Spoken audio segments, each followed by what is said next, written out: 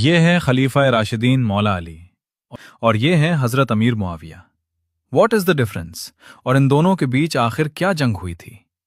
اسلامی تاریخ کا یہ وہ سب سے نازک اور سنجیدہ موڑ ہے جسے سمجھنا ہر مسلمان کے لیے بے حد ضروری ہے۔ مولا علی علیہ السلام اسلام کے چوتھے سچے خلیفہ ہیں، نبی صلی اللہ علیہ وسلم کے چچیرے بھائی اور داماد ہیں، جن کے لیے حضور صلی اللہ علیہ وسلم نے فرمایا تھا کہ میں علم کا شہر ہوں اور علی اس کا دروازہ ہیں۔ دوسری طرف حضرت معاویہ رضی اللہ عنہ نبی صلی اللہ علیہ وسلم کے سالے، کاتب وحی لکھنے والے اور سیریا کے ایک بے حد طاقتور گورنر تھے۔ اتنا ہی نہیں، صحیح بخاری کی ایک بے حد سالڈ حدیث ہے جس میں نبی کریم صلی اللہ علیہ وسلم نے فرمایا تھا، میری امت کا وہ پہلا لشکر جو سمندر میں جنگ لڑے گا، ان کے لیے جنت واجب ہو چکی ہے۔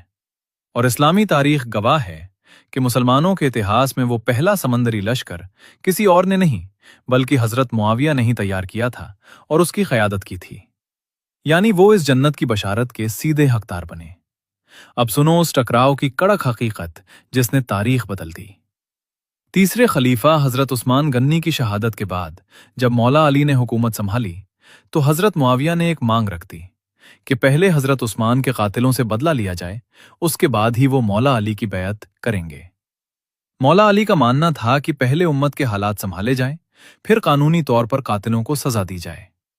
بس اسی اختلاف نے ایک بہت بڑا روپ لے لیا اور سال 657 عیسوی میں دونوں کے بیچ جنگ صفین ہوئی، جس میں دونوں طرف سے ہزاروں مسلمان شہید ہو گئے۔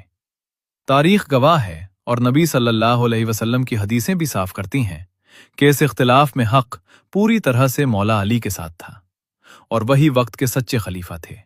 لیکن حضرت معاویہ سے جو ہوا اسے علماء اجتہاد کی خطا کہتے ہیں، یعنی ان کا ارادہ برا نہیں تھا بلکہ حالات کو سمجھنے میں ان سے غلطی ہوئی تھی۔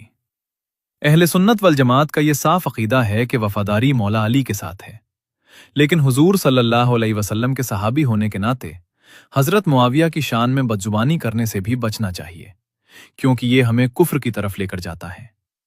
آسان لفظوں میں کہیں تو مولا علی حق کے اس اونچے مقام پر تھے جہاں کوئی دوسرا پہنچ ہی نہیں سکتا، اور یہ جنگ کسی دین کو لے کر نہیں بلکہ سیاسی اور حالات کے پھیر بدل کی وجہ سے ہوئی تھی۔